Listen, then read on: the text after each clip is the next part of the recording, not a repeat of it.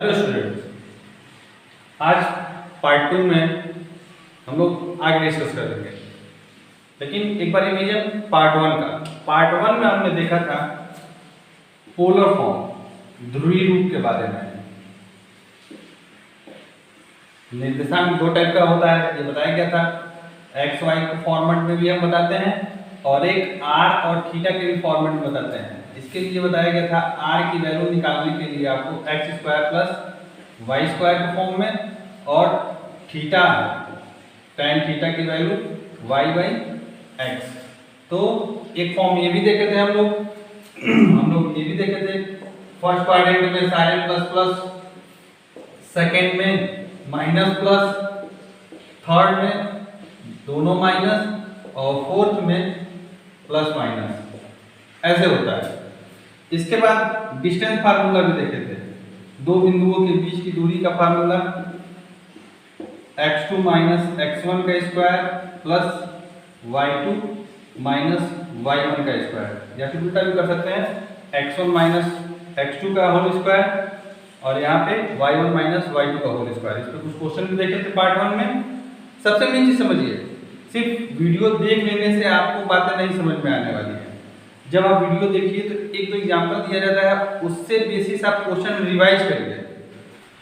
Maths के लिए सबसे जरूरी चीज ये है कि आप रिवाइज करते रहिए अपना टॉपिक, और उसके साथ साथ प्रैक्टिस भी सबसे ज्यादा जरूरी है। रिवाइज तो आपको हर एक सब्जेक्ट में करना होता है, लेकिन मैथ्स के लिए प्रैक्टिस बहुत जरूरी चीज है।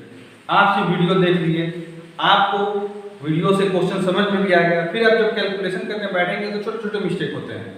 और एग्जाम टाइम में तो वैसे ही इंसान को बहुत ज़्यादा प्रेशर होता है, प्लस माइनस में मिस्टेक होने लगता है, मल्टीप्लाई में गड़बड़ी हो जाती है, डिवाइड करने में हम लोग गड़बड़ कर देते हैं। तो इसलिए प्रैक्टिस जरूरी है। अब हम लोग आज का देखेंगे नेक्स्ट टॉपिक, अंतःखंड विभाजन। सेक्शन फार्मूला इसको अंग्रेजी में कहते हैं। इसमें यह है कि अगर दो पॉइंट्स A है और B है, x1 y1 ले लेते हैं और यहाँ ले लेते हैं x2 y2, दो पॉइंट्स हो गए। इसके बीच में अगर हम कोई पॉइंट ले रहे हैं P, जिसका कोऑर्डिनेट अगर हम x और y मान रहे हैं, ये P AB को m और n के रेशियो अनुपात में डिवाइड कर रहा है। यानी कि ये पार्ट m है, यहाँ से लेके यहाँ तक m हो गया, और ये पार्ट n है। तो इस कंडीशन में P का कोऑर्डिनेट क्या होगा, वो होता है अंतःखंड फार्मूला। इसमें होता है x equal m x2 plus m x1 upon m plus n। ये x के लिए आपको पता चल जाएगा, और y के लिए बनेगा m y2 plus n y1 अपान m प्लस n। कई लोग कहते हैं सर हमारे बुक में ये फार्मूला m1 m2 करके भी देता है, कोई दिक्कत नहीं है। m1 इससे ले लेते हैं और m2 इसे ले लेते हैं। फार्मूला आप अपने अकॉर्डिंग सेट कर सकते हैं। हम लोग के टीचर भी ऐसे ही पढ़ाए हैं, 12 21 12। इसको याद करने का तरीका बताया गया था, 12 21 12। अब ये क्या है, देखिए ये हो गया m1 x2 plus m2 x1 plus m1, और यहाँ है m2। 12 21 12 ये x के लिए हो गया, सेम y के लिए अप्लाई कर देंगे हम। ठीक है, तो इस तरह से आप इस फार्मूले को लर्न भी कर सकते हैं। समझिएगा, जब भी आप अंतःखंड कह रहे हैं इंटीरियर, तो उस कंडीशन में हम यहाँ पे प्लस फार्मूला यूज करते हैं। अगर यह बाहर कर दे, ये पॉइंट यहाँ पे कहीं बाहर P होता तो AB m हो जाता और BP जो होगा n हो जाता। तो उस कंडीशन में बाह्य खंड के लिए इस फार्मूले में यहाँ माइनस हो जाता है। अगर फार्मूला बाह्य के लिए यूज करना है तो यहीं पे हम माइनस कर देते हैं।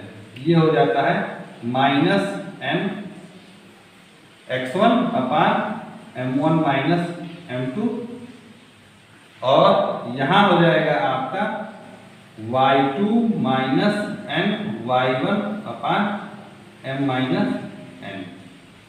ओके, ये आपका बाह्य विभाजन के लिए हो जाएगा और ये आपका अंतर विभाजन के लिए हो गया। तो क्लियर है ये चीज।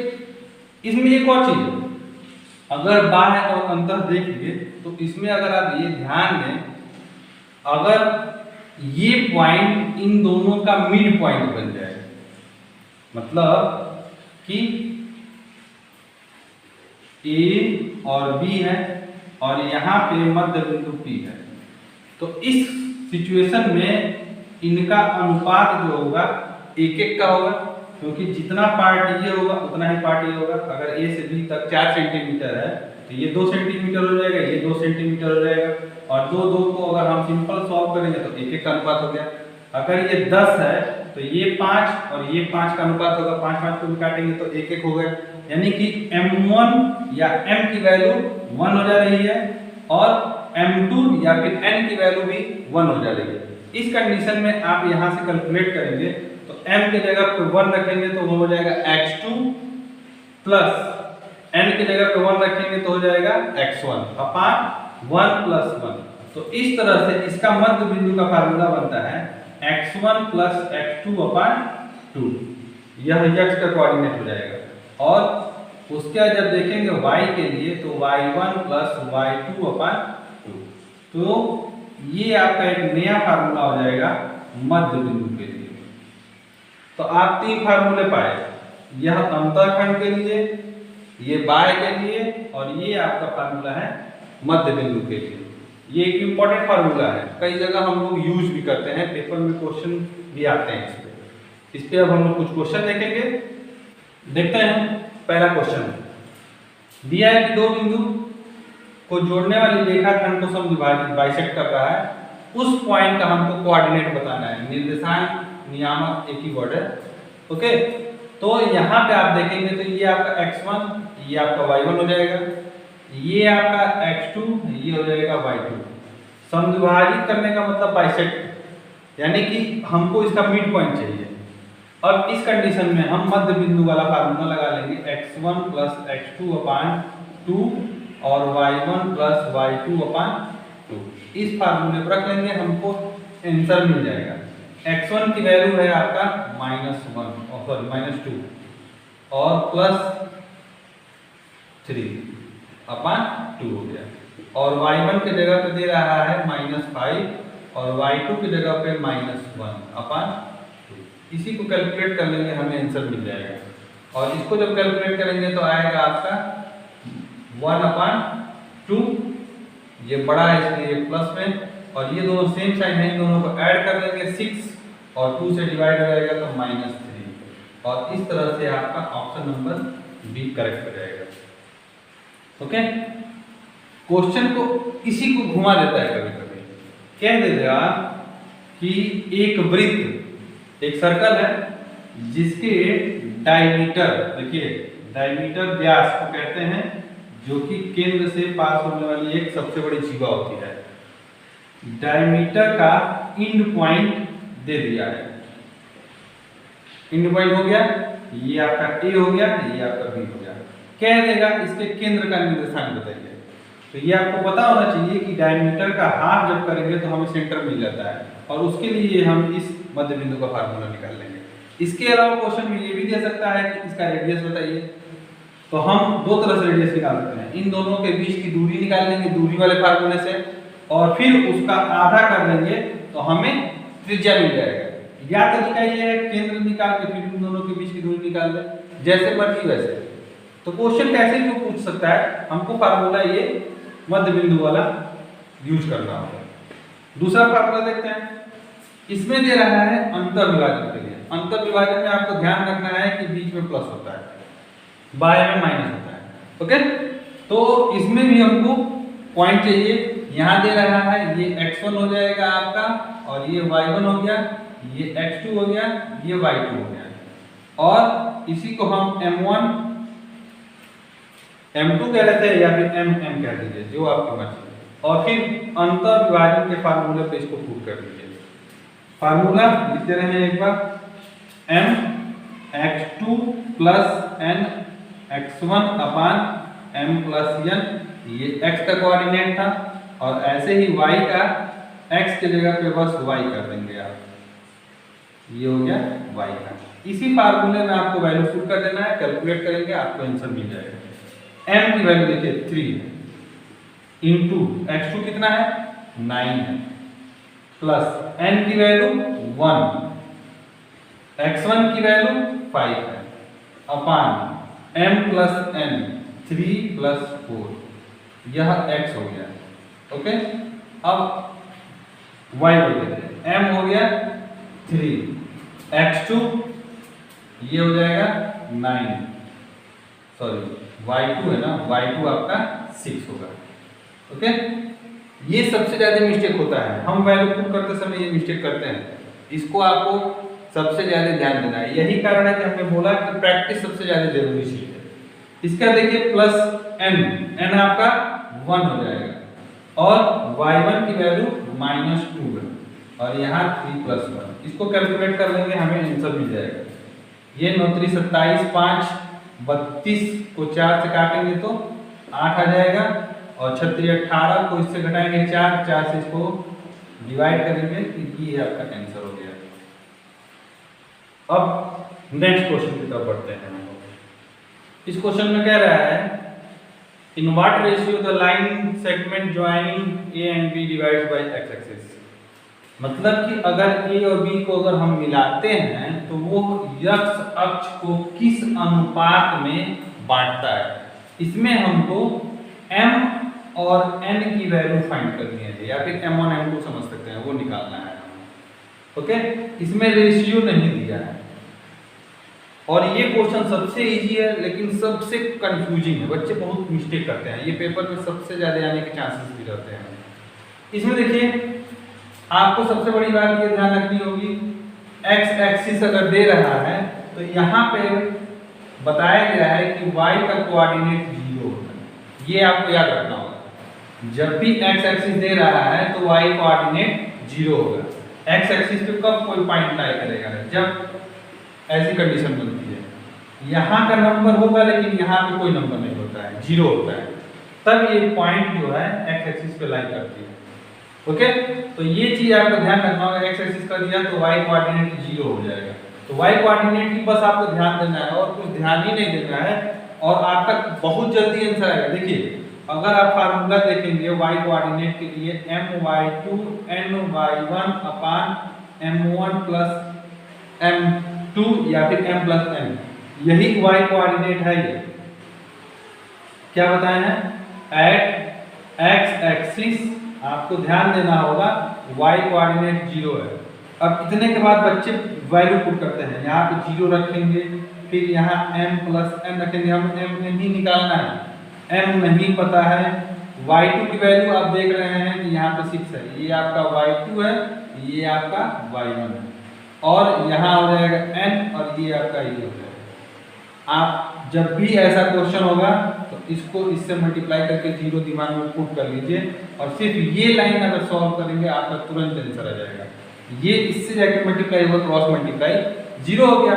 फिर आपको करना क्या है, कुछ नहीं, ये इधर आके हो जाएगा 3n = 6m, अब 3 इधर और 6 इसका डिनोमिनेटर हो गया m और ये n, ये दोनों सिंप्लीफाई करेंगे 1/2 होगा, यही आपका रेशियो है। इसका आंसर होगा 1:2।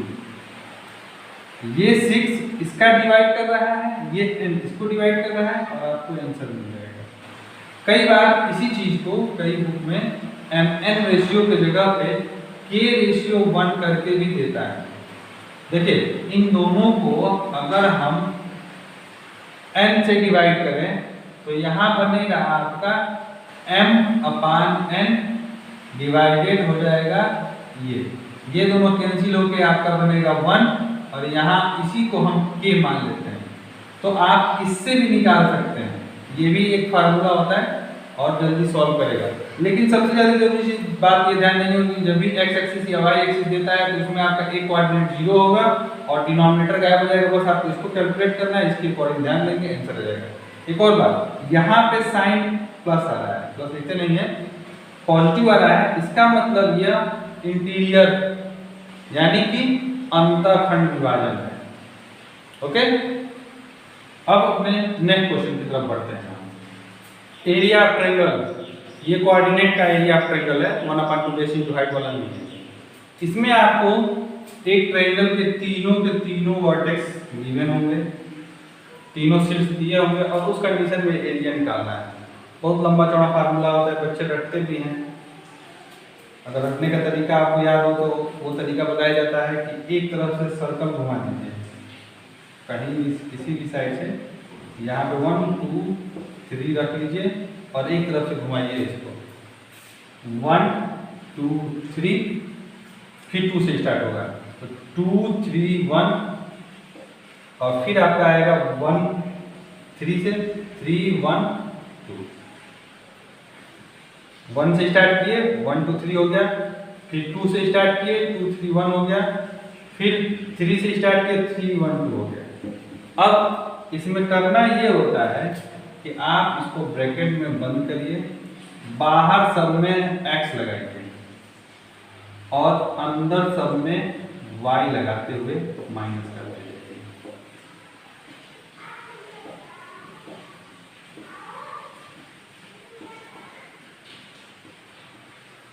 ओके, बाहर सब पॉजिटिव x के साथ, अंदर y के साथ सब निगेटिव, और यहाँ हो जाता है 1/2 और ये आपका एरिया ऑफ ट्रायंगल का फार्मूला तैयार होता है। और इतना बड़ा फार्मूला हमको लर्न करना पड़ेगा और ये ध्यान रखना होगा, ये वैल्यू हमेशा मॉड में होती है, पॉजिटिव आती है, एरिया कभी भी निगेटिव नहीं हो सकता है। ये फार्मूला आपको याद रहेगा तो संरेख कोलिनियर का भी काम करता है। अगर कोई 3 पॉइंट एक स्ट्रेट लाइन में होते हैं तो उस कंडीशन में वो ट्रायंगल फॉर्म नहीं कर सकते हैं। और अगर हम इन तीनों का एरिया कैलकुलेट किए और वो वैल्यू 0 आ गए तो यानी कि ये तीनों के तीनों वर्टेक्स जो हैं कोलिनियर है, संरेख है, ये ध्यान रखना होगा। ठीक है, अगर एरिया की कोई वैल्यू आई तो वो ट्रायंगल का एरिया हो जाएगा, अगर वो वैल्यू 0 हो जाता है तो उस कंडीशन में ये ट्रायंगल फॉर्म नहीं करेगा और ये एक संरेख बिंदु हो जाएगा, कोलिनियर पॉइंट्स हो जाते हैं। अब इसमें आप देखेंगे इतना लंबा चौड़ा फार्मूला याद करने से अच्छा है आपको एक बढ़िया तरीका बताते हैं। उसमें करना ये है x1 y1, पॉइंट को ऊपर नीचे लिख लीजिए, x2 y2 x3 y3, आगे भी है, आगे भी बढ़ा सकते हैं और इसी चीज को रिपीट कर दीजिए। ट्रायंगल है तो 3 मिलेगा, इसको हम दोबारा यहाँ पे लिख दिए हैं। अब आपको इनका क्रॉस मल्टीप्लाई करना है, ऐसे इससे इसको मल्टीप्लाई करिए, इससे इसको मल्टीप्लाई करिए, इससे इसको मल्टीप्लाई करिए, उसके बाद फिर इनको मल्टीप्लाई करिए और इनका डिफरेंस जो होगा 1/2 कर लीजिए और आपका एरिया ऑफ ट्रायंगल निकल जाएगा। इस पे हम कुछ क्वेश्चन लेते हैं। ये पॉइंट्स भी हो गए, ये ए है, इसको बी मान लेते हैं, इसको सी मान लेते हैं। अगर ये इससे कैलकुलेशन करेंगे तो थोड़ा सा टाइम ज़्यादा लगेगा, लेकिन मेरे हिसाब से इससे आसानी से हो जाएगा। देखिए कैसे, ये 1 -2 यहाँ लिख दिए, -3 4 यहाँ लिख दिए, 5 -6 यहाँ लिख दिए, 1 -2 यहाँ लिख दिए, इसको हम यहाँ रिपीट कर दिए। अब क्या बोले थे, क्रॉस मल्टीप्लाई करके 1/2 लगाना है आपको। ठीक है, ये मॉड में है मतलब कि पॉजिटिव वैल्यू देगा। इससे इसको मल्टीप्लाई करेंगे 4, इससे इसको करेंगे तो +18, माइनस माइनस प्लस हो गया, इससे इसको करेंगे तो ये हो जाएगा -10। अब इसको हम मल्टीप्लाई करके माइनस करेंगे, ये हो गया है। अब ये वाला कर रहे हैं, इन दोनों को मल्टीप्लाई करेंगे +6 हो जाएगा, इन दोनों को करेंगे +20 हो गया, इन दोनों को करेंगे -7, इन दोनों को करेंगे तो ये हो जाएगा -6। अब इसी को कैलकुलेट करना है, यहाँ देखेंगे इन दोनों को जोड़ने पे 22 में से इसको करेंगे, ये हो जाएगा 12 और 6 6 कैंसिल हो गया, ये आपका आ जाएगा 20 और इसको माइनस करने पे -8 आ रहा है और 8 का हाफ कर देंगे तो 4 यूनिट स्क्वायर यूनिट आपका आंसर हो जाएगा। एरिया है वर्ग इकाई या फिर स्क्वायर यूनिट में होता है। ये आपका आंसर कंप्लीट है। इससे इसको माइनस करेंगे तो -8 आएगा, मॉड से मतलब बाहर आएगा तो वो 2 से डिवाइड होके पॉजिटिव में आंसर देगा। एरिया हमेशा पॉजिटिव होता है। तो ये तरीका आपको इससे आसान लगेगा, वैसे जिसकी आप प्रैक्टिस करेंगे वो आपके लिए बेटर होगा।